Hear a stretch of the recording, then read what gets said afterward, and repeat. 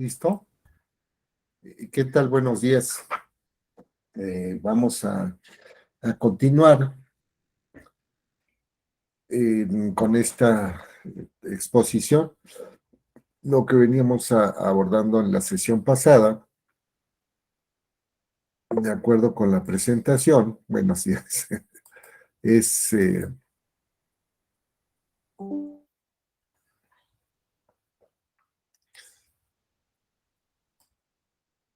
la cuestión de la perspectiva indígena. Entonces, pluricultural.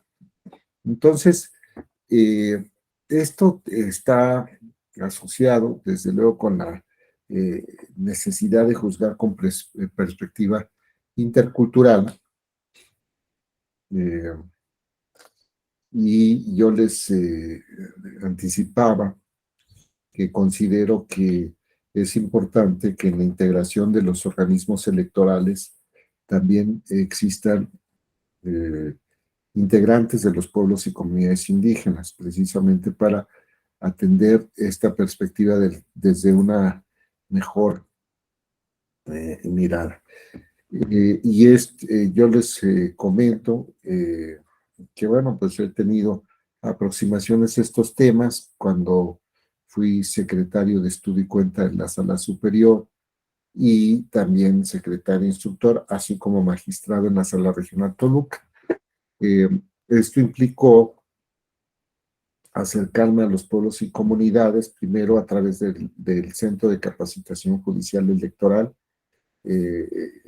Hicieron una buena labor, tanto el centro como la Dirección General de Género del Tribunal Electoral. Entonces realizamos visitas a pueblos y comunidades indígenas. Uno de ellos fue en Huejutla, en el estado de Hidalgo. Y bueno, además de otros acercamientos que tuve como magistrado. En alguna ocasión me tocó estar en la toma de protesta e instalación de las autoridades del Ayuntamiento Municipal de Cherán, en el estado de Michoacán, y me tocó que rindieran protesta. Originalmente habían invitado al presidente de la Sala Superior, al magistrado Alejandro Luna Ramos, y como no pudo asistir, pues me comisionaron a mí como presidente de la Sala Regional Toluca. Participé en dicho evento y además de una ceremonia cívica en la que participó gran parte de la comunidad del ayuntamiento. Saben ustedes, ahí en la meseta Purépecha, y vi todo el ceremonial y también pues finalmente la toma de protesta al órgano. Y esto tiene que ver con lo que les decía, que es muy importante tener una perspectiva pluricultural, y esto implica que sean juezas y jueces todoterreno, es decir, que salgan del espacio que corresponde a sus oficinas, la justicia de gabinete, para eh, adentrarse de los sistemas normativos indígenas a través de los que les mencionaba ayer, que eran precisamente estos alegatos in situ, en la propia comunidad. Entonces, creo que esto es muy importante porque solamente de esa forma se puede tener conciencia total de las diferencias, además de las llamadas pruebas periciales antropológicas que se realizan a través de peritos, pero tienen que ser peritos que conozcan del sistema normativo, el sistema de gobierno de cada pueblo o comunidad. No es suficiente a veces con que sea alguien que conozca de la Puebla, de la cultura otomí, sino más bien otomí es el lugar en donde se está llevando a cabo eh, la, el proceso de designación de autoridades. Por ejemplo, no es lo mismo el pueblo otomí de Calimaya como podría ser, por ejemplo, el que se encuentra ubicado en Islahuaca. Puede haber diferencias. O, por ejemplo, en San, San José del Rincón o Felipe del Progreso, San Felipe del Progreso, en el Estado de México. Entonces, es esa cuestión.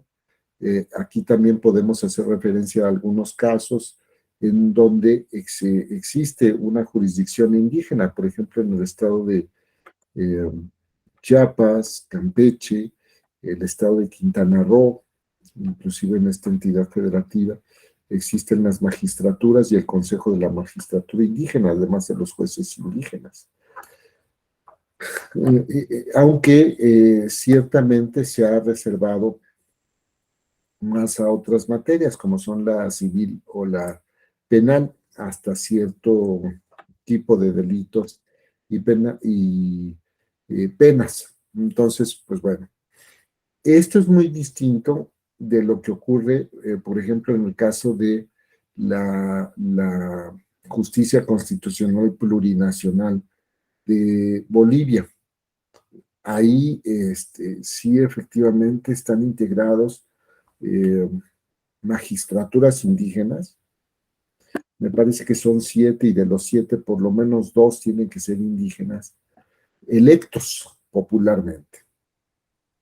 Pero esto es distinto, insisto, de la materia electoral, porque en Bolivia los integrantes del Tribunal Supremo Electoral y de los tribunales regionales no son electos, son designados por la legislatura estatal y entonces esto desde mi perspectiva resulta un acierto. En algún momento, cuando se propuso la reforma, cuando salió la iniciativa del presidente Andrés Manuel López Obrador, se pretendía decir que en el caso de Bolivia que eran electos, y eso es cierto a medias, en el sentido de que nada más es el Tribunal Constitucional Plurinacional. En el caso del Tribunal Electoral, yo supongo que debe obedecer a la circunstancia de que si se eligen también esos integrantes, pues es involucrar al organismo electoral en una problemática que no tiene por qué presentarse.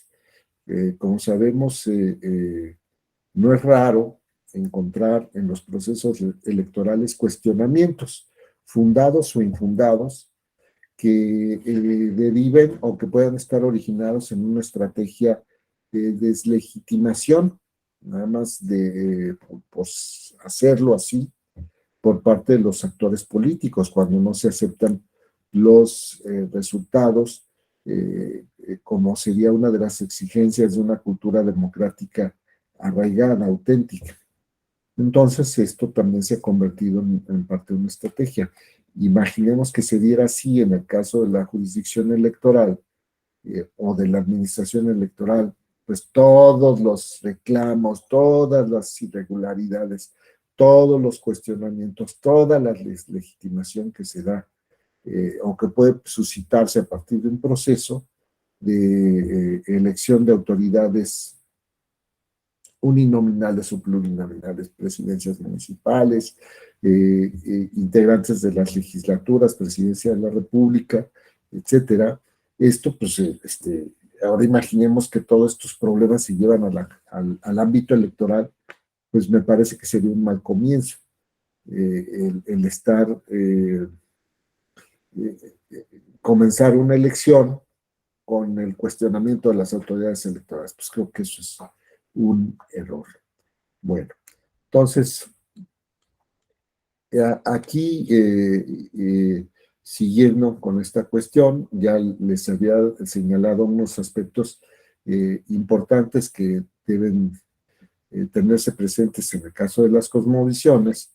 Entonces, aquí, como parte de estos elementos, en el caso de los pueblos y comunidades indígenas, pues, podríamos mencionar el caso del territorio, la asamblea comunitaria como máximo órgano de decisión en las propias pueblos y comunidades indígenas, el sistema de cargos y formas de gobierno.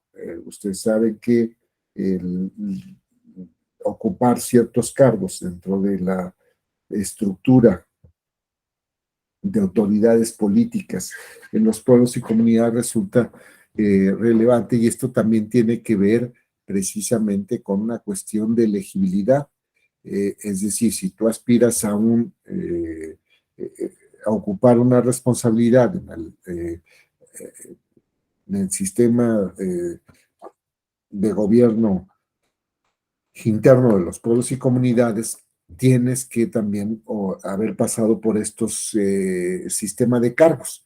Y entonces es una cuestión pues ascendente, y esto pues está reconocido como una cuestión de legitimación, de aceptación, de pertenencia a la propia comunidad. Entonces, puede ser que en el pueblo o comunidad esto será parte del proceso de decisión, se dé como un sistema de ascensos en cuanto a la ocupación de responsabilidades. Y yo he platicado con integrantes de pueblos y comunidades y me refieren, oye, pues es que muchas veces no es que tengas que ocupar un cargo porque fuiste electo, sino porque en ese sistema de ascenso, pues te tocó, y es una responsabilidad. Yo recuerdo que uno de los trabajadores del aseo del calzado en el tribunal electoral, que es son como 3 hermanos que trabajan ahí en la sala superior, son como trabajadores externos. En algún momento uno de ellos dejó de ir al tribunal. Y entonces yo le pregunté, oiga, Benito, ¿qué pasó? ¿Por qué no dejó de venir? Y él me refería, es que me tocó ser conserje de la escuela primaria allá en donde vivimos en Oaxaca, y esto implicaba que yo tenía que prestar obligatoriamente este servicio. Y era un cargo gratuito, además, me refería. Y le dije, oye, ¿cómo le haces para mientras proveer a tu familia, para mantenerla? Y me decía, pues realmente la comunidad me provee de los recursos. O sea, yo trabajo como conserje en la escuela, no recibo ningún ingreso, pero mi familia sí está obteniendo, y le llevan maíz y le llevan harina y le llevan lo que ocuparan para su alimentación, y también cuidados personales, no sé, jabón de lavandería, jabón de tocador, jabón para trastes, en fin, aceite y todas estas cuestiones. Y son aspectos que respecto a los cuales que se tiene que comprender este, el sistema de cargos, y también el tequio o faena, los servicios que se prestan dentro de la propia comunidad.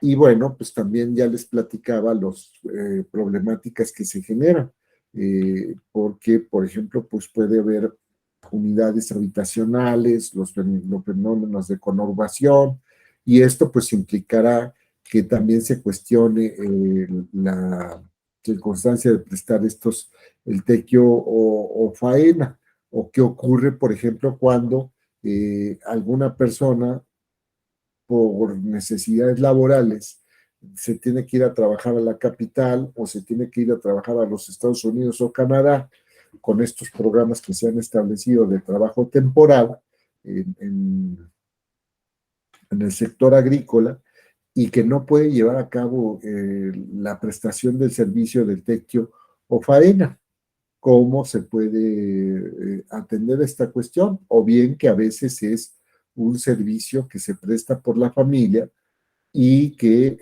habiéndose prestado por un integrante de la familia, pues esto va en beneficio de la propia, el núcleo familiar.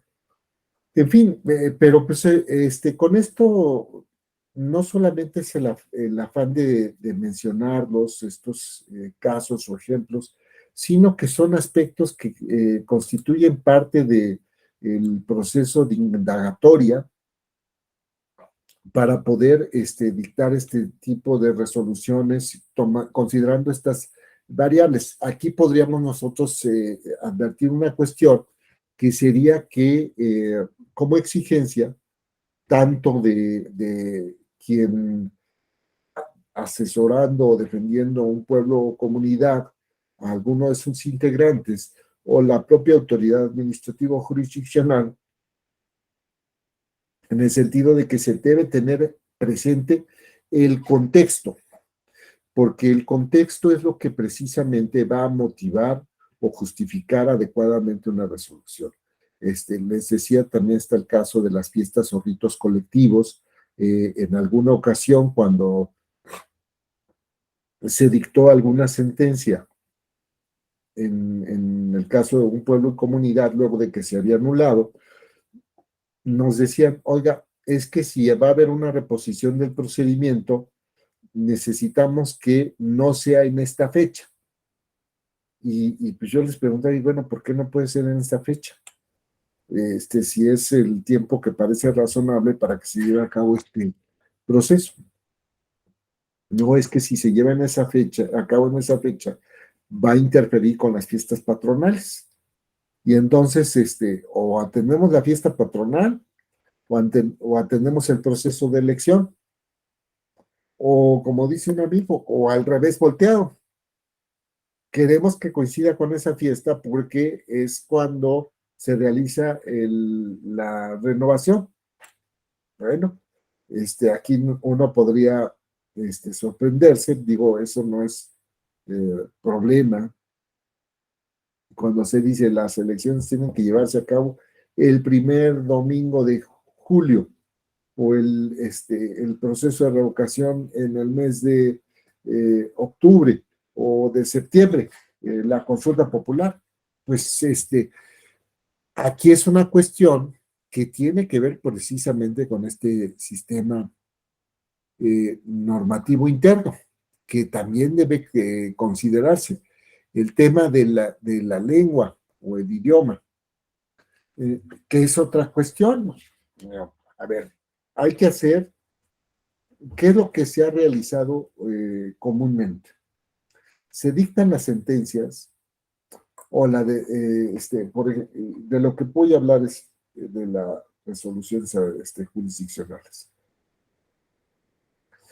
Y se hace un resumen de la resolución, y esa resolución habitualmente es la que se traduce, ya sea que la traducción la haga la propia sala superior o la sala regional, o que se le encargue en cumplimiento de la resolución a las autoridades jurisdiccionales locales.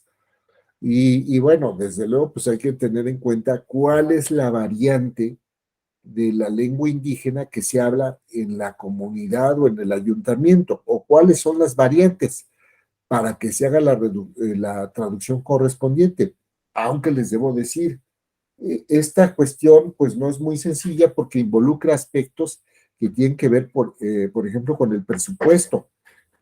Y entonces, aquí estamos hablando de un tema presupuestal porque los organismos jurisdiccionales o administrativos, por lo menos no ocurre así en el Tribunal Electoral del Poder Judicial de la Federación, no tienen traductores. Y entonces, pues es una cuestión muy complicada. Inclusive yo recuerdo que en alguna ocasión mandamos traducir una sección, una parte, el resumen de la sentencia, y empezamos a realizar la indagatoria para ver quién hablaba en la lengua indígena, creo que era náhuatl, con esa variante al lugar donde se iba eh, o sobre la cual estaba involucrada la sentencia. Entonces así, hicimos la pregunta al Instituto Nacional de Lenguas Indígenas y el Instituto Nacional de Lenguas Indígenas, ¿qué nos dijo? Pues no tengo la información, pregúntale al INEGI. Y entonces dije, a ver, ¿cómo de que el Instituto Nacional de Lenguas Indígenas no tiene información de qué personas hablan esta lengua en México? O sea, si el INALI no tiene esa información, entonces, ¿quién va a tener la información? Si ese es el órgano especializado. Y le dije al secretario, a ver, vamos a repetir, a recetarle todas sus atribuciones, particularmente aquellas que tienen que ver sobre lenguas y difusión. Y efectivamente en eso aparecía lo relativo a algo que se aproximaba a tener un registro de personas hablantes. Y entonces le dije, oye, te estoy preguntando en función de que tú tienes estas atribuciones.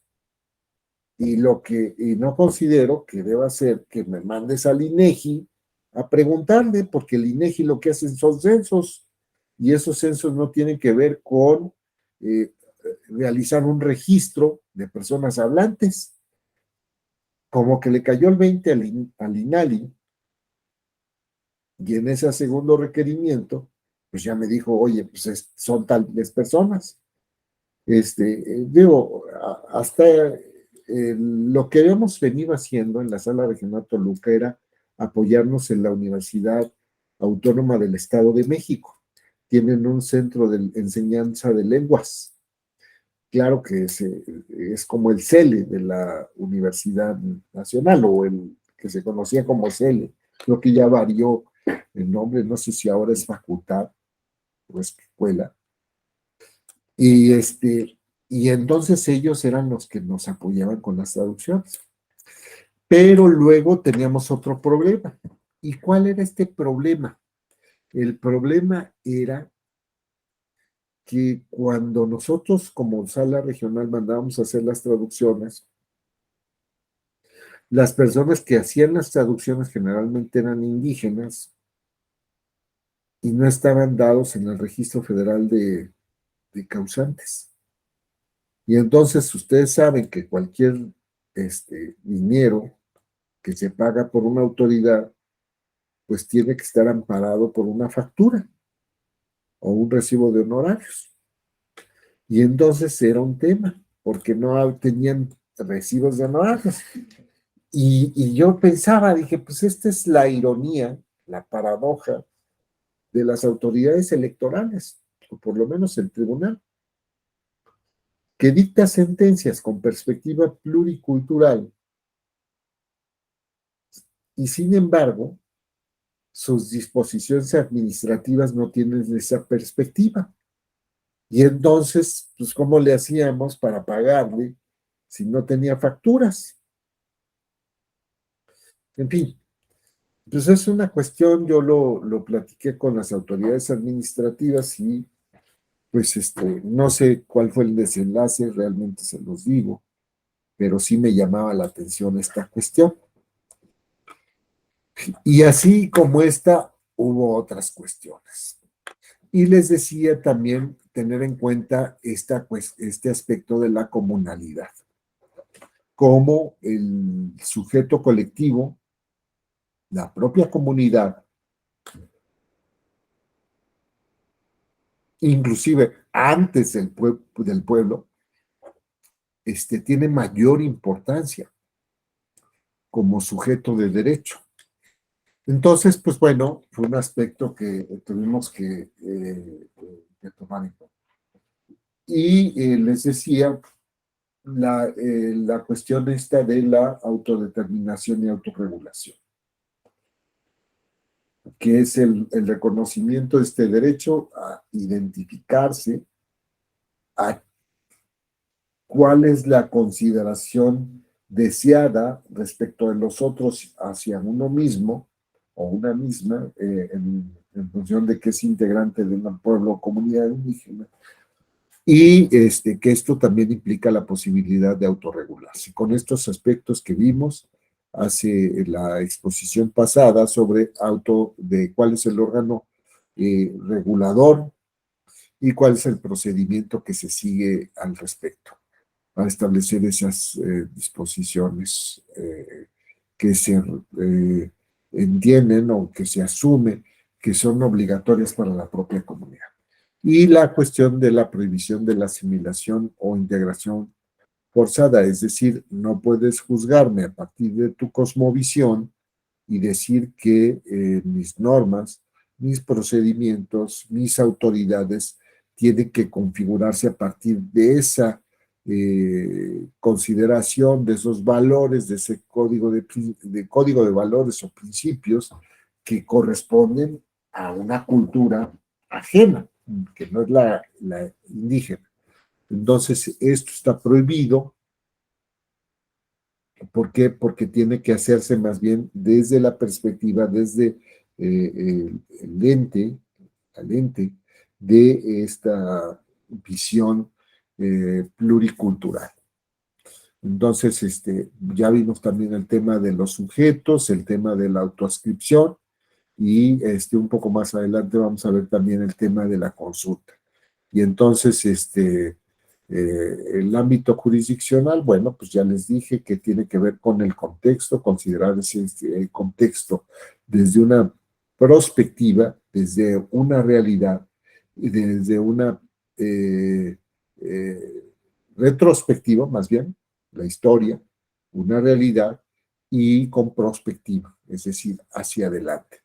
Entonces tiene que ser una cuestión, una visión integral, no solamente por cuanto lo sea a todos los órdenes de la vida, que es, la comunidad así desee o el pueblo, sino también a partir de una historia, una realidad y hacia dónde se pretende llegar, como definiciones que fueron dadas o que son o que se establecen por el pueblo, el propio pueblo o comunidad.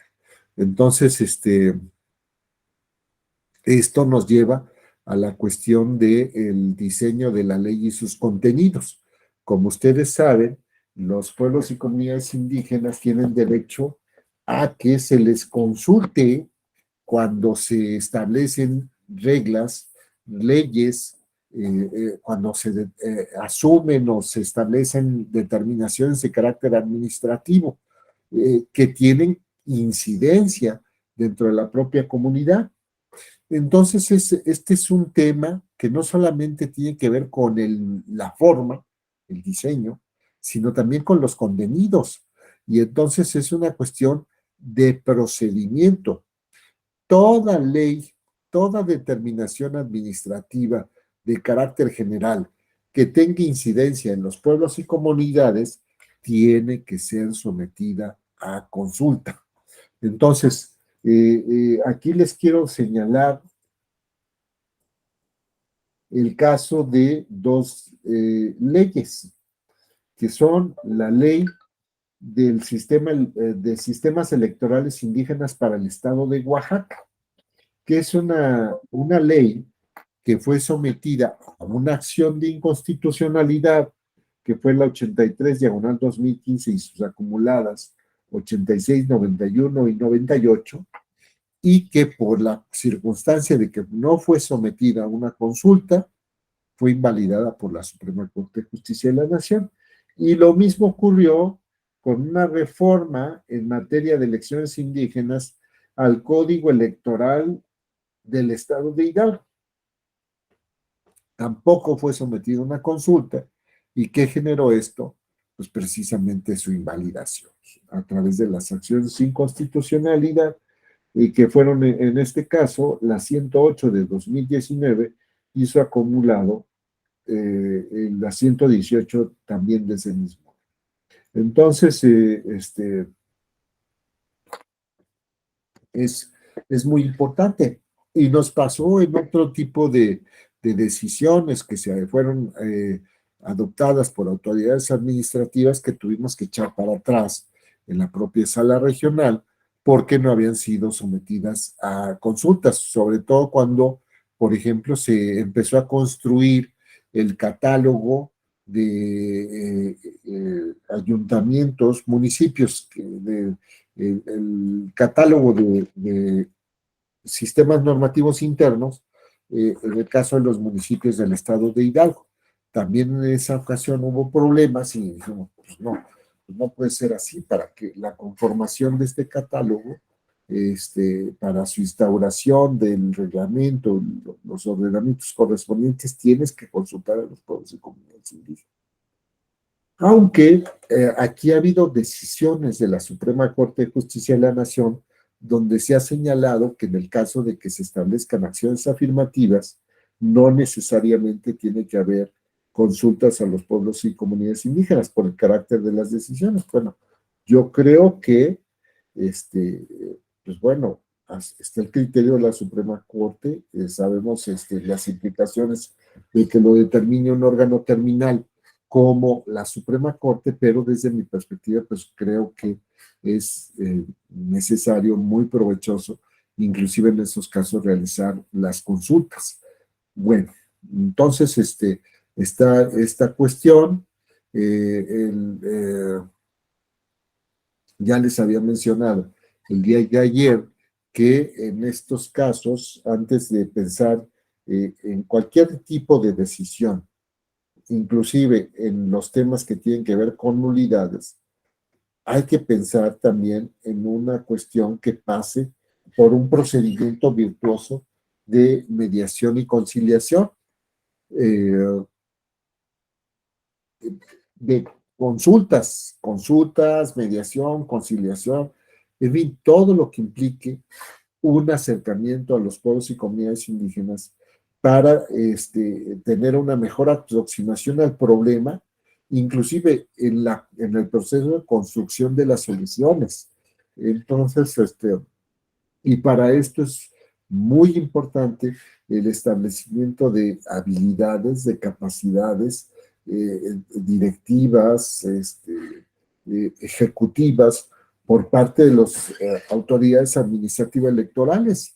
Eh, es muy importante y sobre todo cuando se trata de los conflictos intra o intercomunitarios, ¿no? Al interior de la propia comunidad o entre comunidades, que era lo que yo advertía en Nahuatzen. Hay de los dos tipos, ¿no? A veces son diversos grupos dentro de la propia comunidad o bien o la propia comunidad. O sea, yo me veía en cierta forma confrontados a la cabecera con las agencias o delegaciones municipales, en el caso de Nahuatzen, como también identificar, porque cuando tú puedes tener certeza sobre cuál es el problema, qué es lo que está quejando en la propia comunidad, pues puedes participar de una mejor manera en la solución de estas problemáticas. Entonces, esto también es muy importante, sobre todo si estamos pensando en el caso de nulidades. Sin perjuicio de que en los pueblos y comunidades existe el derecho de autodeterminación. Y esto significa no solamente que tú defines el marco bajo el cual se va a realizar la elección, sino también el desarrollo. Y en esta parte es donde creo que existe una, como se dice regularmente, un área de oportunidad muy importante. Si la autoridad empieza a acompañar esos procesos en la medida en que la propia comunidad indígena o ayuntamiento o pueblo lo permita, como una cuestión de acompañamiento, me parece que se va a tener una aproximación muy informada, muy de primera mano al proceso de construcción de las decisiones democráticas de la propia comunidad. Entonces, algo así más como de acompañamiento testimonial, y esto, pues bueno, pues le va a permitir a la propia autoridad tener conciencia de qué es lo que pasó y hacia dónde debe caminar la solución, el proceso de construcción de la solución. Yo creo que esto sería muy importante para poder participar. Yo, hablando con el presidente, el consejero presidente del Instituto Electoral de Michoacán, el doctor Ramón Hernández, él me refería, yo también lo vi cuando estábamos viendo los asuntos de Nahuatl, cómo se hacían los procesos de consulta y cómo la autoridad inclusive participaba en esa forma, como si el procedimiento de consulta se tratara de un procedimiento de solución de una gran problemática que se había enfrentado, y eso era lo que estaba abriendo los cauces a la construcción de la solución negociada. Entonces, yo creo que eso es muy importante. Entonces, ¿de qué se trata? Más de ver el sistema de nulidades de las elecciones, imaginemos lo que implica el anular una elección en un pueblo o comunidad indígena. Pues es decirle al pueblo o comunidad indígena las cosas si estuvieron mal. Claro, empezamos desde esta cuestión que eh, este, Eh, sí, a ver, don José Guillermo, por favor, adelante. Maestro, ¿cómo está usted? Buenos días. Buenos Pues días. fíjese que a título personal el tema de nulidades y sobre todo en este tipo de temas, yo en lo personal que me ha tocado ir creciendo un poquito con esta materia, me ha tocado ir viendo la intervención fuerte que ha tenido la sala regional y la sala superior para atender estos temas. Quisiera hacerle una pregunta o algunas dudas que tengo. La verdad es que sí me ha tocado tomar cursos relacionados con este tema, pero no le mentiría yo, a no la diferencia en Puebla como en otros estados, que no tenemos mucho por usos y costumbres, como en Oaxaca y entre otros estados que me han platicado algunos compañeros y nos han de alguna manera transmitido sus experiencias. La pregunta acá sería, maestro, entre las muchas que tengo, ¿cómo distinguir, atendiendo a que muchas veces muchas comunidades o grupos se autodenominan? La Constitución y la Sala ha hecho pronunciamientos que con el simple hecho de autodenominarse es materia de poderle entrar pues propiamente a favorecer con una perspectiva, como usted lo ha venido manejando, intercultural y sobre todo con una suplencia que casi se vuelve total, como en materia de amparo, cuando manejamos la suplencia en materia de grupos, pues casi es un estudio más minucioso, un poquito más de fondo propiamente, pues desde quienes se dedican a promoverle juicios para protección a estos grupos, para poder, pues, favorecer sus derechos, y cómo reconocer cuando muchas veces, lo comento a título personal, aun si bien cierto Puebla sí tiene algunos municipios, recordaré yo que estaba yo en algún municipio, Guayapan, que se llama acá en Puebla, lo platicaba yo con la presidenta municipal en su momento y con una directora del DIF municipal, me decía, bueno, mi municipio LIC realmente es casi el 80-70% indígena. Sin embargo, no tiene usos y costumbres. Sus elecciones, estas últimas elecciones que tuvieron o las elecciones que han tenido, se han desarrollado en términos normales, a diferencia de esta representación que deben de tener. ¿Cómo reconocer? Y la otra, preguntarle a usted si es suficiente que ellos se autodenominen y nosotros, como usted lo comentaba, ¿no? Porque muchas veces la autoridad se puede exceder o la autoridad puede dejar de hacer. Y es donde a mí muchas veces, yo la verdad no le quiero mentir, yo he tenido muy poca experiencia en promover recursos a grupos, pero sí me interesa porque es un tema que recordaré que en algún momento me dejó fuera de pues de algún concurso por no conocer mucho sobre este tema de juzgar con perspectiva de género y estos grupos que se autodenominan. Gracias, maestro, siempre un gusto saludarlo. Gracias. A ver, finalmente, o fundamentalmente, ¿a quién le corresponde decir si es un sistema de elección por interno o de partidos políticos, al propio colectivo. O sea, sí, yo entiendo que, por ejemplo, en el caso de que es mayoritariamente indígena, y si han encontrado aceptación o han asumido o implícitamente se someten a un sistema de partidos políticos, pues bueno, vamos a decir, la decisión del colectivo. Ellos han participado en este esquema. Es lo mismo que ocurre en Oaxaca. Lo que hemos visto, hay un libro que le recomendaría revisar, que se llama El nombramiento, de María Cristina Velázquez. Ella es una autora colombiana ya arraigada en México. En México ya tiene muchos años viviendo en México y trabajó muy de cerca de don Cipriano Flores, que fue presidente del Instituto Electoral y de Participación Ciudadana, todavía no se llamaba así, en Oaxaca. Y siguió muy de cerca estos procedimientos, es antropóloga. Y ella, a mí me abrió los ojos a través de este libro y luego conversaciones con mi querida María Cristina, y me decía, es que, pues bueno, mira, el régimen de partidos o el régimen del sistema normativo o de usos y costumbres, como le decíamos en ese entonces, pues es la propia comunidad, y a veces lo hacen por conveniencia, a veces lo hacen porque si se someten al sistema de partidos, ganan, lo que no ocurriría en el sistema normativo interno. Y a veces cuando en el sistema de partidos no tienen posibilidades de ganar, lo llevan a un sistema normativo interno. Y entonces era más bien una cuestión coyuntural. Y el partido que tenía mayoría en el sistema de partidos, pues decía qué interés iba a tener en que se fueran al sistema normativo interno en donde ni iba a ganar.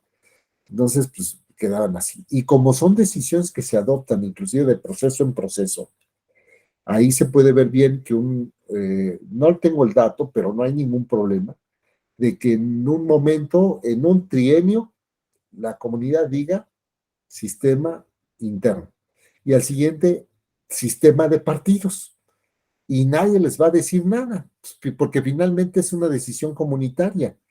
Es en el caso de Puebla, o sea, no, es que como ustedes son el 80%, ustedes tienen que ser un sistema normativo interno. No, porque lo que hay que asumir es, si no han dicho nada y están bien así, pues para qué generar una cuestión de un cambio que a lo mejor va a generar más problemas, porque el problema sería entonces cuál sería el órgano que va a convocar, cuál sería el procedimiento, y tendrían que dar todas esas definiciones, qué cargos van a ocupar, si van a coincidir con los, vamos a decir, del sistema codificado.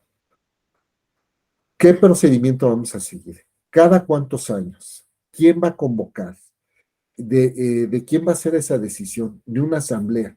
Y luego, pues hay, pues nosotros sabemos, en las comunidades a veces ocurre que pues no sé, es mejor separados que juntos, ¿no? Los juntas y luego son familias que están peleadas por temas de herencias, o sucesiones, o intestados, o algunas otras cuestiones. Entonces dices, no, mira, mejor déjalos así. O al contrario, lo resuelven muy, muy bien, porque inclusive, por ejemplo, ustedes recordarán, en Chiapas se ha suscitado el caso de que hay casillas zapato y todos votan por el verde, o todos votan por el PRI, o todos votan por el que sea, el PT o Morena, porque es así y hay que comprenderlo, porque antes de ir a votar a las urnas, votan en asamblea y en asamblea deciden a quién van a apoyar. Y entonces dicen, vamos a votar todos por el verde. Y uno diría, oye, es que eso le pega al voto libre y secreto. No, es que así se procesan las cosas y eso hay que entender. Y entonces es una decisión de la comunidad. Y entonces van y votan. Y por eso son las casillas zapato. O sea, yo no lo entendí, no lo sabía hasta que estuve platicando con amigos de Chiapas y me empezaron a participar de estas cuestiones. Inclusive uno de ellos hasta fue gobernador y me decía, Juan Carlos, es que así votan. Y digo, sí puede haber cuestionamientos, pero se presentan de esa forma. Entonces, este, eh, inclusive, no para tener autoridades de un ayuntamiento municipal o comunitarias, es necesario que se sea indígena. Por ejemplo, en el caso de la Ciudad de México, muchos de los pueblos originarios o barrios, pues son más tradiciones, ¿no? Como por ejemplo, cuando se habla del Niñopa en Xochimilco, pues es una tradición y las mayordomías, o por ejemplo en Amecameca, Estado de México, cuando se hace lo del Señor del Sacromonte, que se guarda en una casa y esa casa pues tiene que hacer los tamales y abrirse las puertas a toda la comunidad y pues así ocurre y no necesariamente quien recibe al Señor del Sacromonte o al Niñopa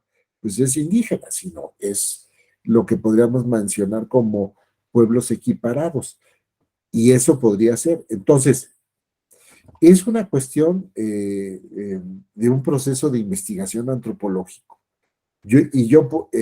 Aquí estamos viendo cuestiones generales, pero pues, que nos van a servir como sistemas o mecanismos de solución o aproximación de soluciones a conflictivas muy particulares pero evidentemente pues no lo vamos a poder aplicar en todos los casos. Por ejemplo, en el caso de Tlaxcala, también están los sistemas normativos internos y autoridades comunitarias, las presidencias auxiliares municipales, o presidencias auxiliares, así se llama.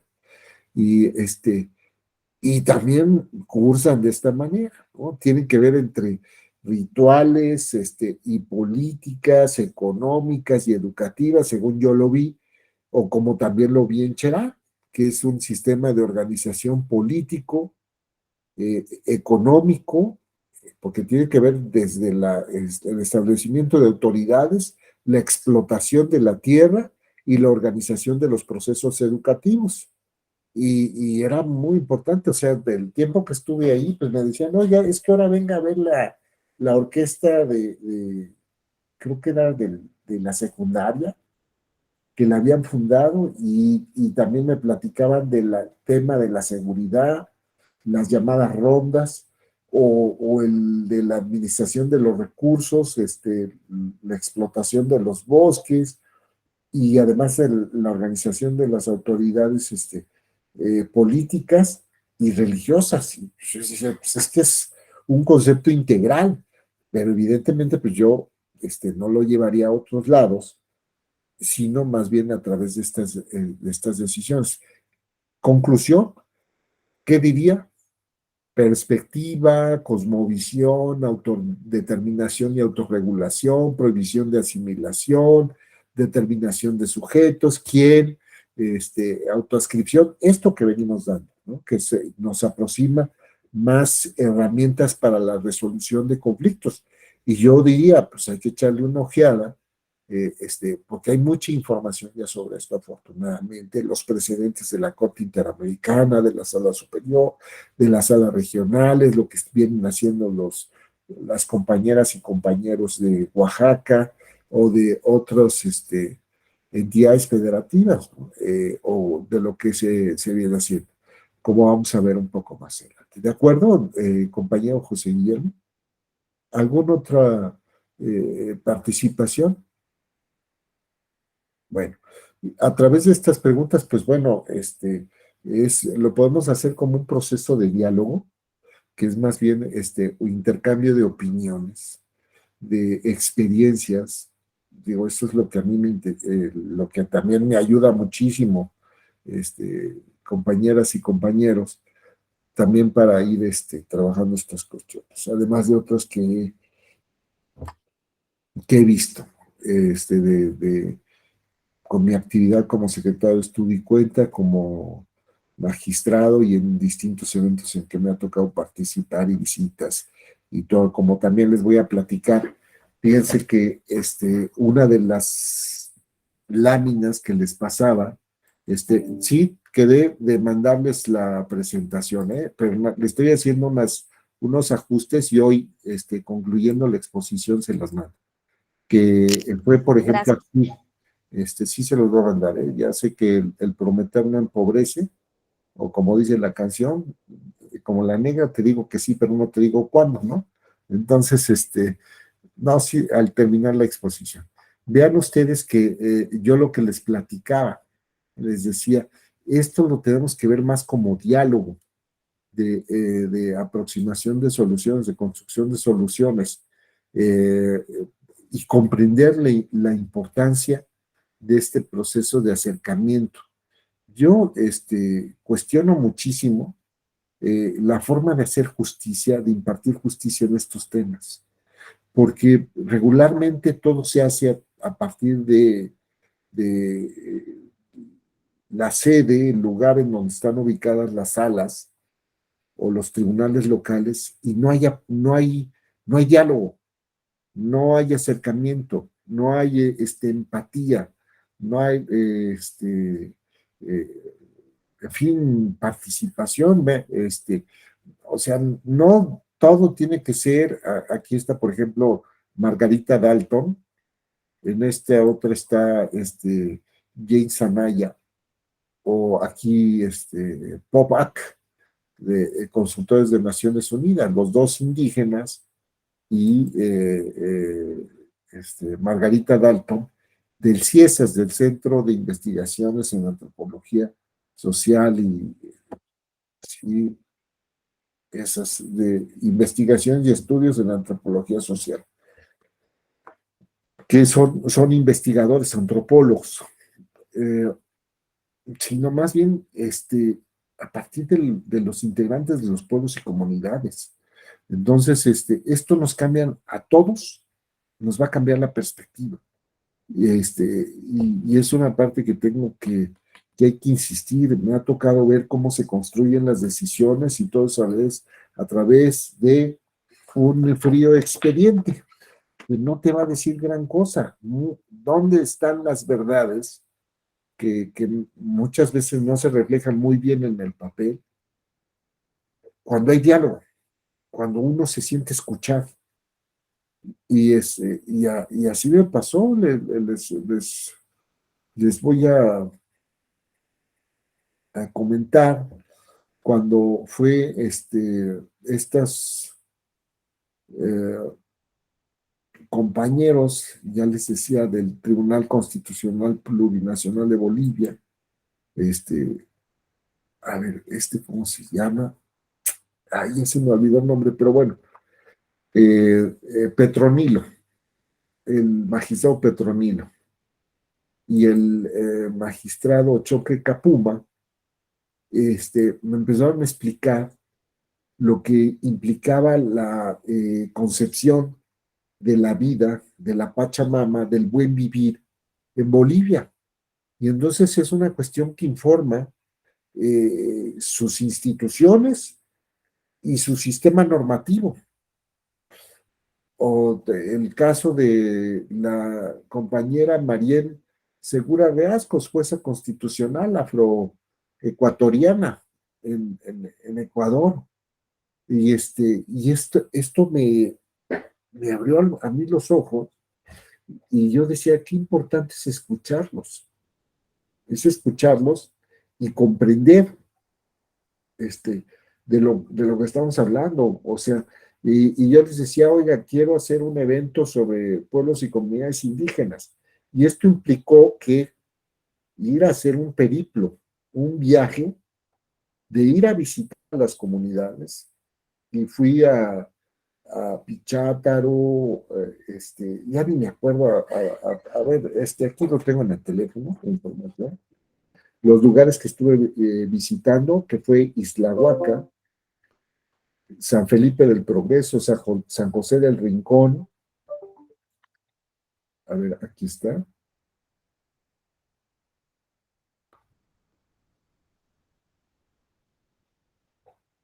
Aquí está.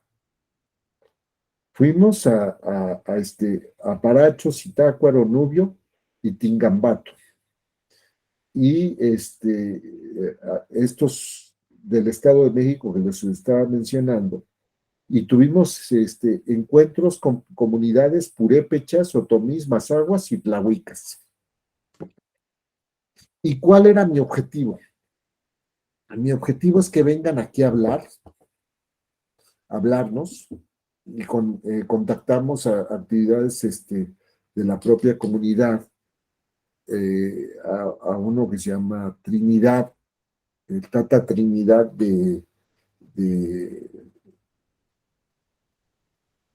Michoacán, de Cherán, y a otros más, a una traductora de los pueblos, y les decía, y hay que invitarlos a que vengan. Entonces iba a las comunidades, hablábamos primero con las presidencias municipales, nos reunían a las compañeras y a los compañeros y les decía, les explicaba, mire, vamos a hacer un evento en la sala regional Toluca, nosotros nos ocupamos de resolver problemas en pueblos y comunidades, no es nuestra intención generarle más problemas, sino solucionarlos. Y entonces les decía, y es muy importante que nos acompañen.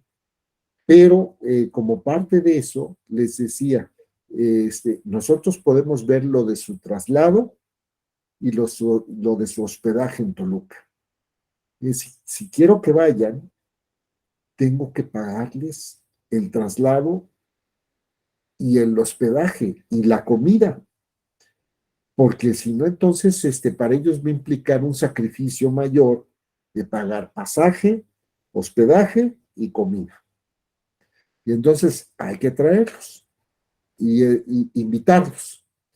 Y me acuerdo que también invitamos de la preparatoria de Cherán, del bachillerato, y de ahí fueron como entre 30 y 40 alumnos. Y de los otros pueblos y comunidades fueron en total como 40 más o 50. Y fueron un montón. Y entonces, pues yo estaba encantado porque dije, ese es el objetivo. Y sobre todo encontrar qué liderazgos naturales para poder compartir experiencias. Y era de eso se trataba el diálogo. Y entonces, vean ustedes las fotos de la convocatoria. Aquí hicimos ellos por iniciativa del gobernador indígena, Pote, dijo, voy a hacer una ceremonia religiosa. Adelante. Y estábamos, aquí está del Instituto Electoral del Estado de Hidalgo, Hernández Abogado, James Anaya, un relator de Naciones Unidas, que me decía que sus abuelos eran purépechas, que habían emigrado a los Estados Unidos y además también tenía raíces de comunidades autóctonas de Estados Unidos. No sé si eran comanches o de qué etnia. Estaba del Tribunal Electoral de Michoacán, su servidor, Margarita Dalton, y que están acompañando al gobernador indígena, al gobernador nacional indígena. Y esta compañera la invitamos y ella venía de San José del Rincón, del Estado de México, creo. En fin. Y fue de Zitácuaro, de ahí o de Zitácuaro, no, de Zitácuaro, no, sí, de Zitácuaro. Y bueno, ese era mi objetivo y fue un periplo de que comencé desde Jalisco, bajando, porque antes había tenido un evento ahí en Jalisco, y entonces entré a Michoacán por el estado de Jalisco y fui visitándolos hasta que en la tarde terminé en el Estado de México. y estoy platicando con ellos, y efectivamente fueron. Hubo un momento en que me decían, es que queremos ir todos, era una asamblea como de 40 personas. Dije, no, no pueden venir todos. Seleccionen ustedes a 10 personas, invitamos a 10 personas y en el siguiente evento invitamos a otros 10 y así, porque lo que queremos es que sean de varias comunidades y no nada más es para ustedes. Eso nos ocurrió, creo que fue en, en Michoacán, en Baracho, me parece, donde estaban muy entusiasmados. En Zitácuaro también era un buen auditorio, no igual, Tingambato, muy bien, en Michoacán y en el Estado de México, bien, inclusive hasta la fecha seguimos platicando, ¿no? Entonces, es más esta cuestión, que creo que es muy, muy importante, ¿no? Bueno, entonces, les decía, y veníamos aquí en el diseño de una ley y contenidos. Sistema de solución de conflictos alternativos, que ya les decía, medios de solución alternativos, mediación, conciliación, en fin, todo lo que hemos señalado, y para eso se necesitan capacitación, porque implica no solamente que participen abogadas y abogados, sino psicólogos, antropólogos, quienes puedan tener una visión integral de las problemáticas, para poder aproximar las soluciones, inclusive yo diría hasta urbanistas, planificadores, en fin. Y yo creo que es una cuestión donde se debe apostar más que antes que llegar, que todos sean jurisdicción. Y fíjense que no lo tengo aquí, pero esto yo les diría que es el parámetro que debemos tener en primer orden, el principio depurador del proceso. ¿Qué implica? Y aquí lo podemos agregar, inclusive, JK, es A, FGHI, sí, tiene que ser I, J y K. ¿Y qué significa esta cuestión? Que sería más esta idea. Principio depurador del proceso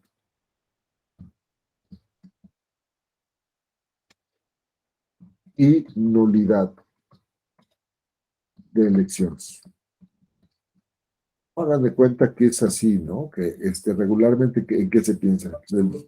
El pizarrón, uno va poniendo notas, pues aquí uno va ajustando los cuadros. O sea, son cuadros que nunca voy a terminar de formular. Entonces, ¿qué significa esto? Significa que antes que pensar en el expediente de nulidades, debemos explorar cómo el procedimiento se fue depurando y se fueron desactivando conflictos o irregularidades. Por ejemplo, cuando estamos pensando en una elección por el sistema de partidos y candidaturas independientes, pues uno, antes de llegar a la nulidad, dice, bueno, pues déjame ver cómo estuvo el recorrido. ¿Cómo estuvo el recorrido? Y entonces uno empieza a ver, pues fíjate que hubo, vamos a pensar, esto es un ejemplo, ¿no? Hubo declaraciones de una persona que al inaugurar una lechería dijo que esta lechería se la debe a fulanito de tal que es servidor público. Cualquier coincidencia con la realidad es mera coincidencia. Y entonces, ¿qué hace uno? Oye, eso es promoción personalizada. Y esa persona quiere una reelección. Hay que presentar la queja. ¿Y qué va a pasar en la queja? Pues van a decir, retiren la propaganda donde hacen promoción personalizada. Se va desactivando una cuestión. Claro, lo que pueda desactivarse, no todo, porque habrá cuestiones que dejen huella, como por ejemplo, ahora que fue precisamente la convocatoria, esta marcha del domingo pasado, que decían, es que estuvo la propaganda con promoción personalizada en el metro, 4 días. Y entonces le preguntan al director del metro y el director del metro dice, no me di cuenta. No sabemos quién la pegó. ¿Y qué hace la senadora Xochitl Gálvez? Pega propaganda y no pasaron ni 5 minutos cuando la quitaron. Se acerca y, ¿pero por qué va a quitar esto? Porque no está autorizada. Pues entonces dijo Xochitl, pues ¿cómo en unas cosas sí y en esto no? Bueno, ¿y qué ocurrió? Pues dice uno, oye, pero es que esa propaganda que duró 4 días surtió todo su efecto. Es como lo que se hace en un proceso. Habrá cosas que, sí, seguramente ya el director del metro se dio cuenta, le dijeron, oiga, es que hay un montón de propaganda las estaciones del metro y en las locales donde venden los boletos. Ay, qué bueno que me dice porque no me había dado cuenta después de 4 días. Y lo quita. Pero uno dice, pues ya para qué lo quitas. Si ya surtió su efecto, ya todo el mundo lo vio, ya trascendió. Entonces, habrá cosas que no sean determinantes y algunas otras que sean determinantes. Pero hay que verlo en esa lógica. Si, por ejemplo, aquí vamos a pensar Pedro, Carla, José Guillermo, Abdiel, Héctor, Carla, la otra Carla, Raimundo, 5 más y yo, somos asesores de un partido político y nos dicen, oye, ¿cómo hay que hacer? Pues hay que presentar quejas, hay que presentar denuncias penales, hay que presentar llevar al oficial electoral que verifique, que certifique, que hagan esto, lo otro, etcétera, que se retire, en fin, y son muchas cosas que le vamos a decir, ¿por qué estás haciendo esto? Porque estoy denunciando, porque estoy obteniendo resoluciones administrativas o jurisdiccionales, pues ya presenté una apelación, ya una queja por cuestiones de financiamiento, el procedimiento especial ordinario, el especial, el ordinario, etcétera, alguna denuncia por un tema de responsabilidad administrativa, otra denuncia de carácter penal, y todo con el objeto de que de ir depurando el proceso. Y habrá cosas que efectivamente se depurarán, se corregirán, se enmendarán, y habrá otras que aunque se adopten esas decisiones, de todos modos tendrán efectos que a la hora de las nulidades veremos si trascendieron o no. En el caso de las propias comunidades, yo creo que tiene que cambiar el paradigma. En la medida en que las propias comunidades lo permitan, que exista acompañamiento de la autoridad, pero es un acompañamiento testimonial meramente, en apoyo de documentar, en apoyo de asesorar y de realizar las cosas de mejor manera o ofrecer alternativas de solución a problemáticas que se vayan enfrentando. Y entonces se van remediando estas cuestiones. ¿Por qué esperar a que se dé todo el proceso electivo y finalmente se le diga, ¿qué crees? Pues no va a tener efectos, pues porque dejaste fuera a medio padrón, a la mitad de los electores, o porque no dejaste que votaran los de las agencias o delegaciones municipales, o porque no permitiste que participaran las mujeres, o porque hubo alguna otra problemática que a lo mejor se podría solucionar de una mejor manera y en fin, ¿no? Pues, esto tiene que ver con cuestiones de universalidad del voto, de no discriminación, de igual participación, etcétera, pero también tiene que ser un proceso de construcción no intrusivo, invasivo, sino más bien colaborativo, de respeto, de empatía, de persuasión. Entonces, creo que eso es lo que debemos también tener claro. Entonces, ya les decía esta cuestión. Entonces, vamos viendo, nos regresamos a este sistema de solución de conflictos alternativos. Ya vimos el tema del perfil de juezas y jueces, colaboradores y procesos de selección. Por ejemplo, vean ustedes las recientes reformas que se aprobaron en agosto, en el caso de la Defensoría Pública Electoral, que todavía se denomina Defensoría Pública para Pueblos y Comunidades Indígenas del Tribunal Electoral, que ahora va a ser Defensoría Electoral, porque su ámbito de competencia fue abierto y entonces en esas reformas al reglamento se tiene mucho cuidado en cuanto al perfil de quienes están integrando a la defensoría y no solamente el tipo de asuntos, que ya no es nada más pueblos y comunidades indígenas y sus integrantes, sino de todos los sujetos colocados en una situación de desventaja o vulnerables, colocados en una situación vulnerables.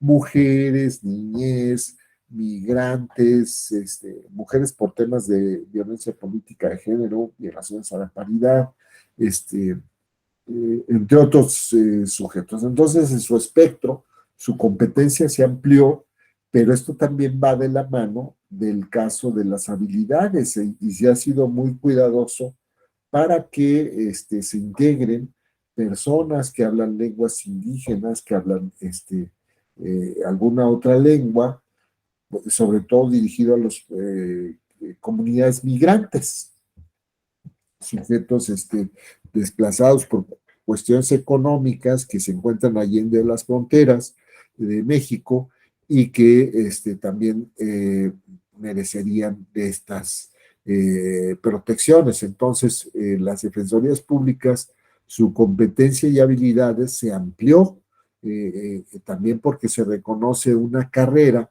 judicial. Entonces, esta cuestión, la defensa jurídica efectiva, y aquí vamos a tener una cuestión adicional más. Déjenme ver si lo tengo más adelante.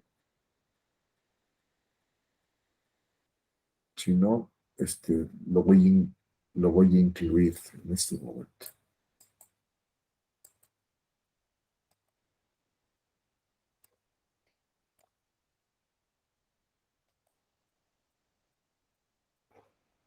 Sí,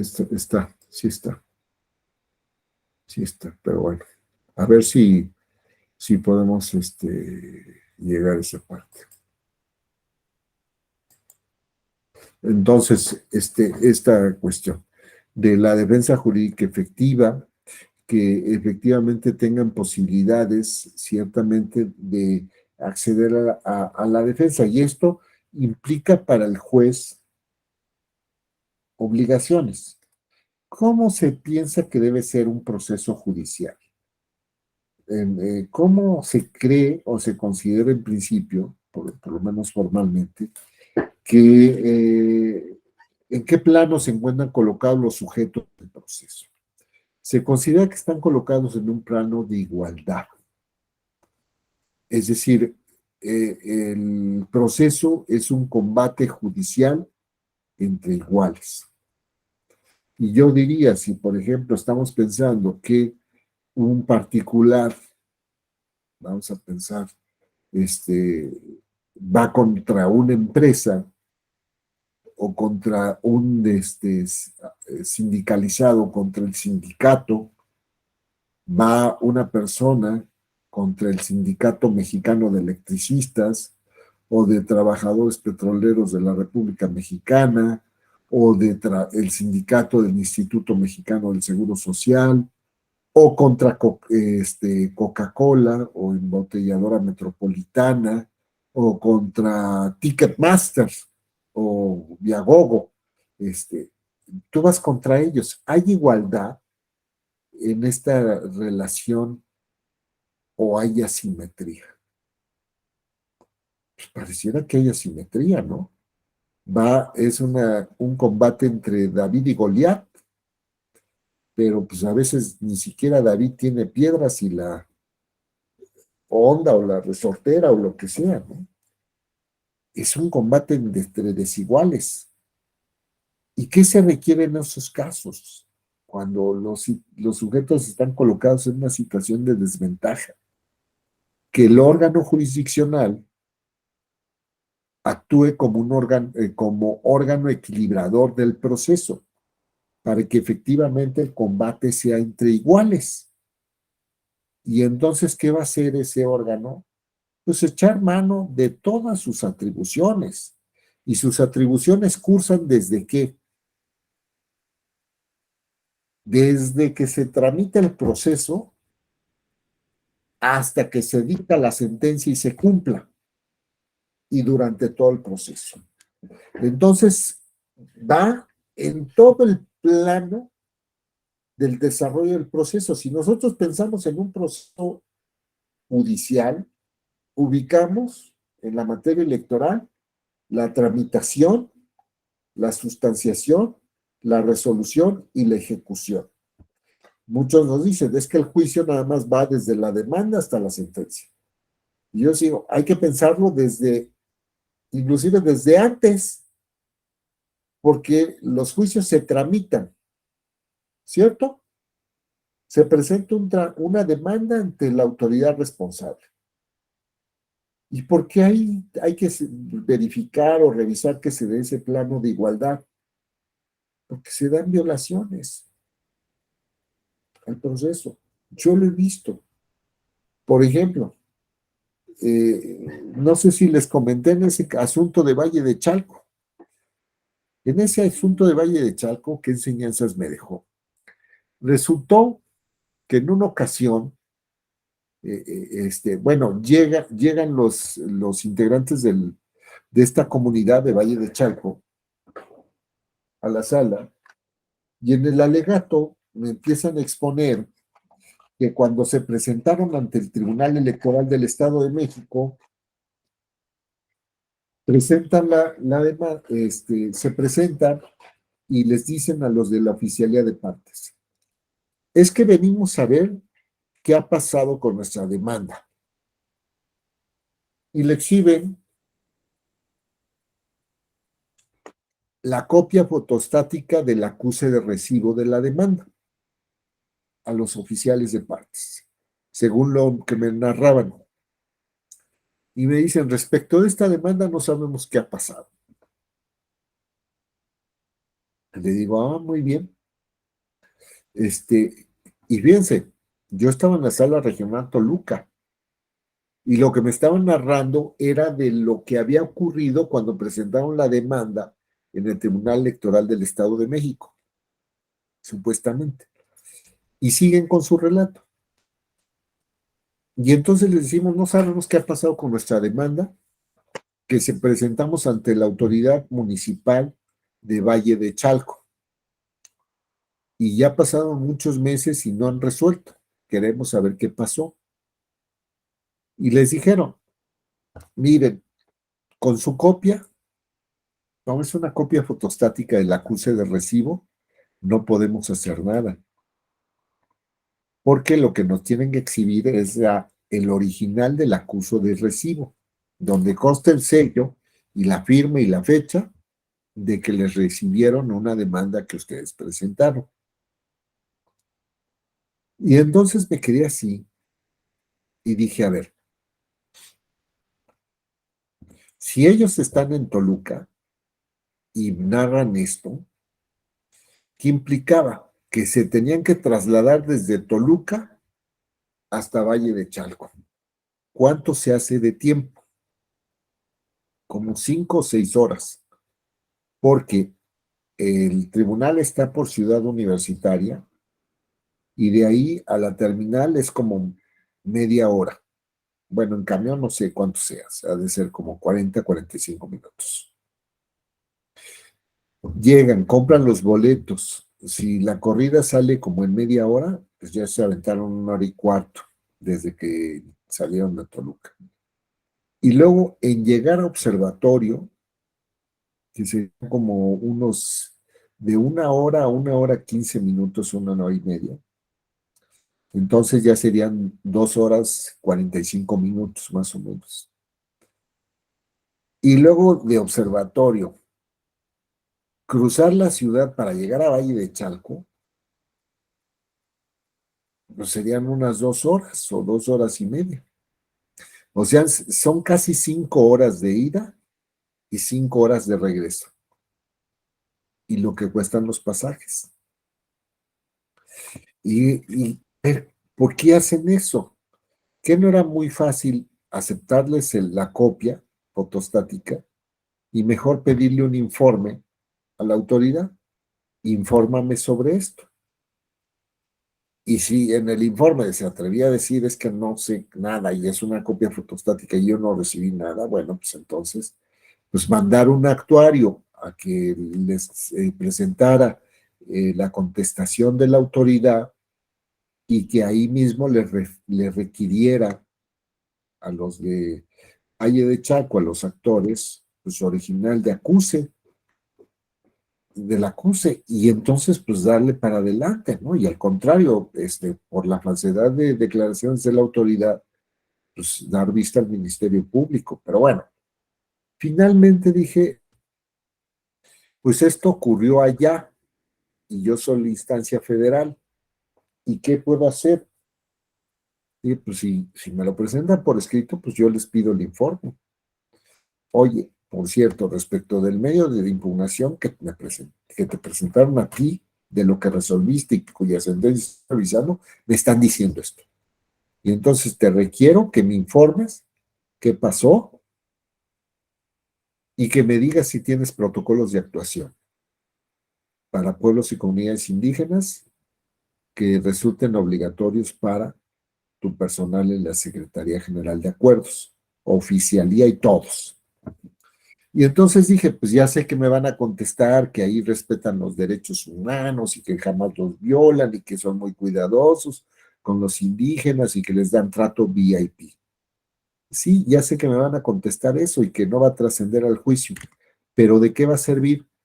Que les voy a poner el foco en un tema que deben atender, porque es importante.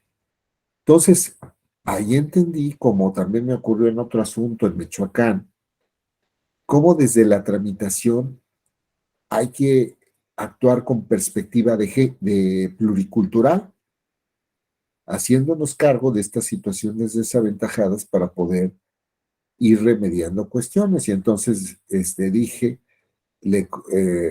bueno, seguramente si son listos ahí en el Tribunal Electoral del Estado, pues van a aprobar un protocolo de actuación.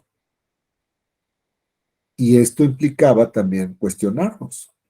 Y nosotros en la sala regional, en el Tribunal Electoral, tenemos protocolos de actuación, pues hay protocolos de actuación para juzgar, pero no para tramitar y sustanciar con perspectiva pluricultural. Creo que eso es algo que nos falta para completar el círculo. Entonces, por eso les decía, hay desde la tramitación, hay desde la sustanciación, porque el juez, como equilibrador del proceso, puede modificar las cargas probatorias. ¿Quién tiene la carga de la prueba en principio? El que afirma. Pero hay casos en que estas cargas se modifican y son las llamadas cargas dinámicas, cargas que se dan en función de los sujetos y quién tiene las pruebas. Por ejemplo, materia laboral, en materia agraria, en cuestiones familiares que tienen que ver con la niñez, en cuestiones que tienen que ver con pueblos y comunidades indígenas equiparables o afromexicanos. La autoridad puede requerir más pruebas haciéndose cargo de la situación desaventajada en el proceso de los sujetos. Recuerden ustedes esas disposiciones que dicen, el órgano jurisdiccional podrá requerir cualquier informe o documentación que estime necesario o que se realice alguna diligencia para poder resolver el asunto si da tiempo, para que se haga esto oportunamente. Pues entonces esas son las atribuciones que podemos identificar para dictar lo que se conoce como o asumir facultades directivas del proceso, el juez, para resolver y cuando se tienen que dictar esas facultades directivas, cuando la situación es muy complicada por las condiciones en que se encuentran los sujetos. Entonces, esto tiene que ver con la defensa jurídica efectiva y que otra cuestión, aquí podríamos agregarlo, FG, facultades directivas en la tramitación, sustanciación, resolución y ejecución judicial. Y esto está informado precisamente en la cuestión de que el juez no es un impertérrito espectador en el proceso, porque supuestamente sea una forma de asegurar su actuación imparcial, independiente. No, no, ni siquiera se incide o vulnera esa imparcialidad porque se asuman este tipo de atribuciones, sino lo que se hace es equilibrar el proceso. No puede haber igualdad en el combate judicial cuando los sujetos son desiguales. Por eso hay que actuar de esa manera. Y esto, pues prácticamente no se circunscribe al tema de las nulidades, sino que comprende en cualquier espectro tan amplio de los pueblos y comunidades indígenas. Entonces, yo creo que si tenemos estos aspectos presentes, como también la ponderación, lo que implica aplicar un test de ponderación para ver si la medida es necesaria, idónea, proporcional en sentido estricto para la resolución del conflicto o del tema que se somete a nuestra decisión, además de que aquí en las facultades directivas opera otra institución. ¿Cuál es? La institución de la suplencia, de la queja.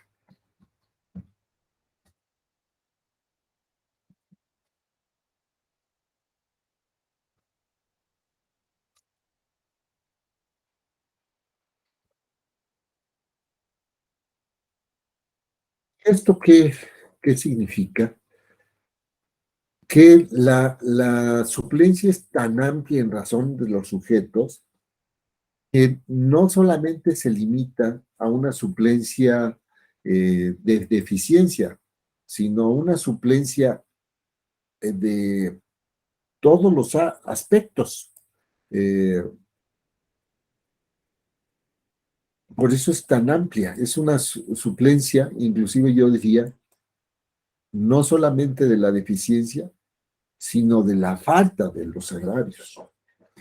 Y sería ubicar todas las consecuencias de derecho que deriven del asunto. O sea, yo quiero ver quién es el que se atreve a decir que no procede en estos casos la suplencia en razón de los sujetos, ¿no? La suplencia amplia.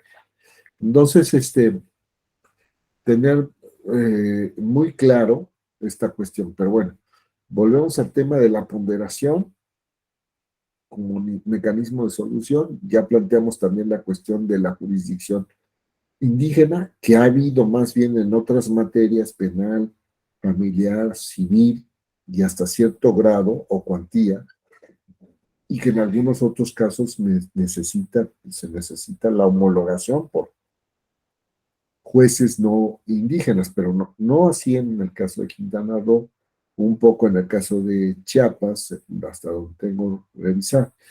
Y también, les decía, la maximización de la autonomía, es decir, la entronización, el respeto eh, amplio al derecho a la autodeterminación de los pueblos y comunidades indígenas y la limitación en mayor medida de la intervención de las autoridades administrativas o jurisdiccionales.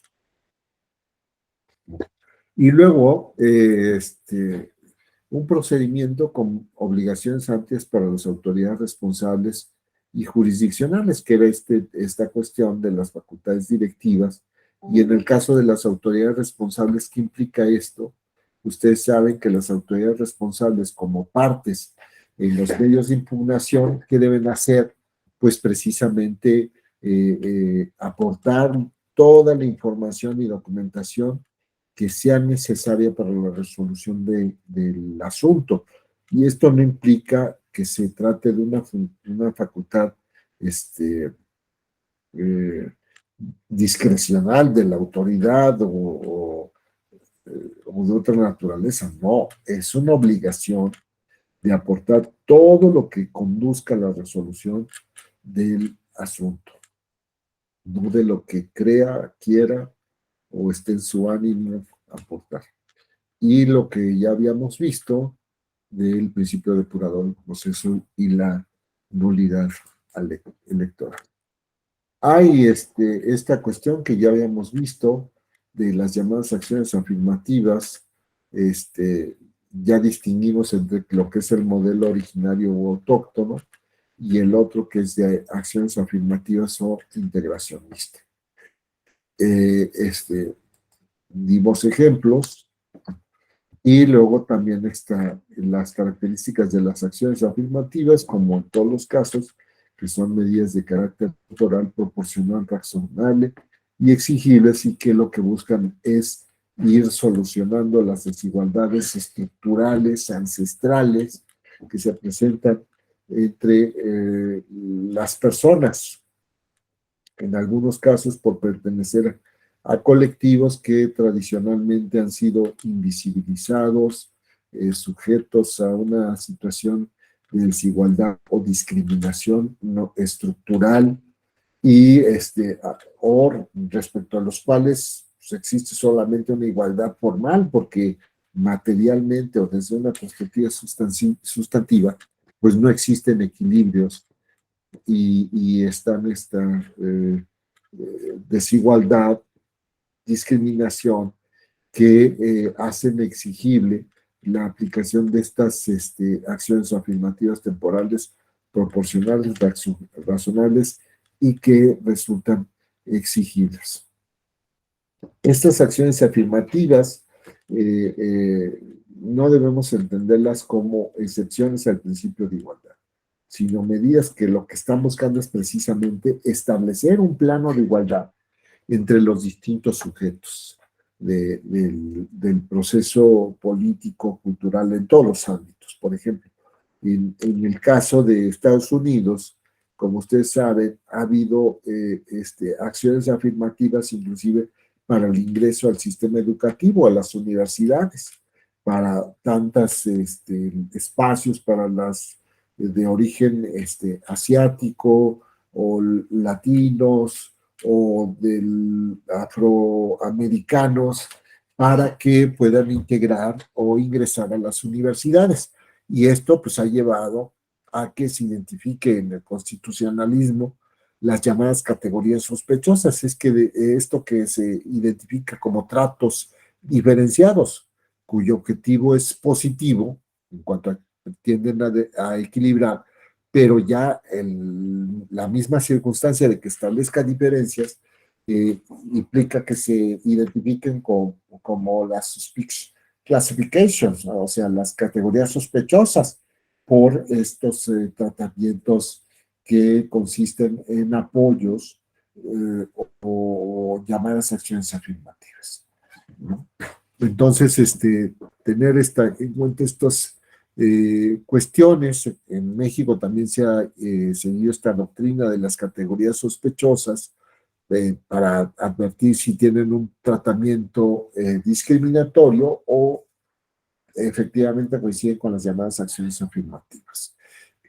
Vimos el tema de la consulta que debe ser previa, informada, libre, de buena fe y culturalmente adecuada, que ya también lo habíamos advertido en el caso de algunos ejemplos. Yo desarrollé en alguno de los asuntos que me tocó eh, ver en el caso de las consultas, eh,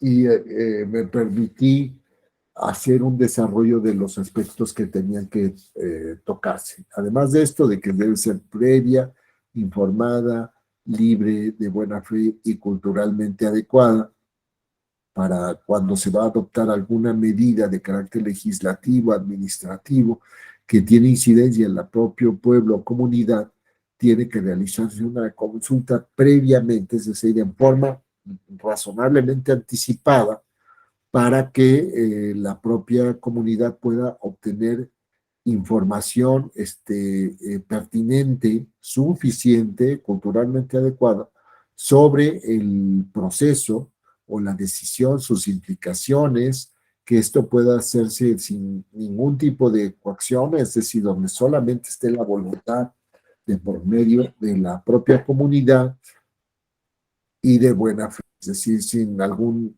subterfugio o algún estratagema o recurso que impida conocer adecuadamente estas implicaciones. Entonces, están dentro de estas reglas eh,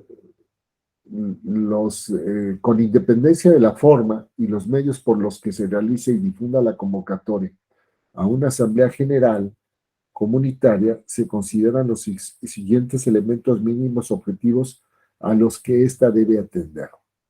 Se haga por el órgano o los órganos comunitarios o persona designada para tal efecto reconocidos por la comunidad para ello. Se distingan las personas a quienes va dirigida la convocatoria, así como en su caso los criterios reconocidos por la comunidad para considerar quiénes son integrantes legítimos del pueblo, comunidad o grupo indígena. Se debe conocer el objeto o los temas o puntos a tratar y resolver, de ser el caso en la asamblea comunitaria. Se determine claramente la fecha, hora y lugar para la celebración de la asamblea, así como de ser posible su duración. Se precise el órgano comunitario que deba conducir la asamblea, ya sea que se encuentre determinado en forma previa a la emisión de la convocatoria o que se ha determinado el inicio de una asamblea comunitaria conforme a su normativa interna, usos y costumbres. Se expresa que la forma en que se reconocerá la validez de las decisiones o acuerdos tomados por la Asamblea General se va mediante un acta o cualquier evidencia documental que dé certeza y sea objetivo para el efecto de acreditar la voluntad de la colectividad indígena y se precisen, de ser posible, los mecanismos para la atención de las circunstancias relacionadas con el desarrollo de la propia asamblea, tales como la identificación o reconocimiento de las personas con derecho a participar en la asamblea, la inclusión de nuevos temas a tratar, entre otros. Y luego, cómo debe ser el acta o evidencia documental que se presente ante una autoridad para acreditar la validez de una asamblea general comunitaria. Preferentemente debe contener los siguientes elementos: datos que permitan observar que se convocó oportunamente a los integrantes del pueblo, comunidad o grupo indígena y órgano comunitario correspondiente, especialmente ante el deber de garantizarles el derecho de audiencia. Precisión en cuanto al objeto de la reunión o asamblea, máxime si esta guarda relación con la creación, integración o terminación anticipada de un cargo comunitario, día, hora y lugar de celebración. Identificación de quienes condujeron la reunión o asamblea. Dice,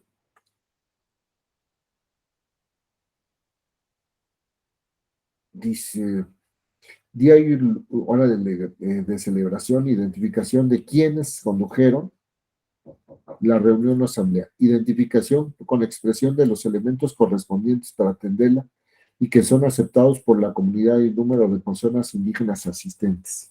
Datos de la manifestación de la voluntad de los participantes, certeza de la identidad y legitimidad del órgano comunitario que hubiese adoptado una determinada decisión según el sistema normativo indígena comunitario o del pueblo, y firma, huella digital o cualquier otro signo que indique la validez del contenido del acta y que corresponda a la persona o órgano comunitario designado para tal. instituto. Este trabajo está en una obra que se llama Consultas en Pueblos y Comunidades Indígenas, Experiencias del Instituto Electoral de Michoacán, 2011-2019, que fue publicado por este instituto. Y bueno, que me imagino que debe estar consultable en línea en la página del instituto. Bueno, hemos concluido. Hay algunos otros temas que quedan en la agenda. Y bueno, pero pues el tiempo nos ha ganado. Entonces, pues yo voy a hacerles llegar hoy mismo estas láminas para que puedan consultarlas. Y bueno, pues quedo. Maestro, una pregunta, discúlpeme. ¿Me podría Sí. decir nuevamente el libro que me recomendó usted, por favor? ¿Cuál? ¿El libro que me había usted recomendado? Sí, se llama Consultas en Pueblos y Comunidades Indígenas. Punto, experiencias del Instituto Electoral de Michoacán, 2011-2019. Gracias, maestro, le agradezco mucho. De nada.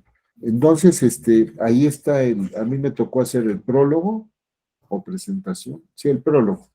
Y ahí están estos trabajos y hay otra información.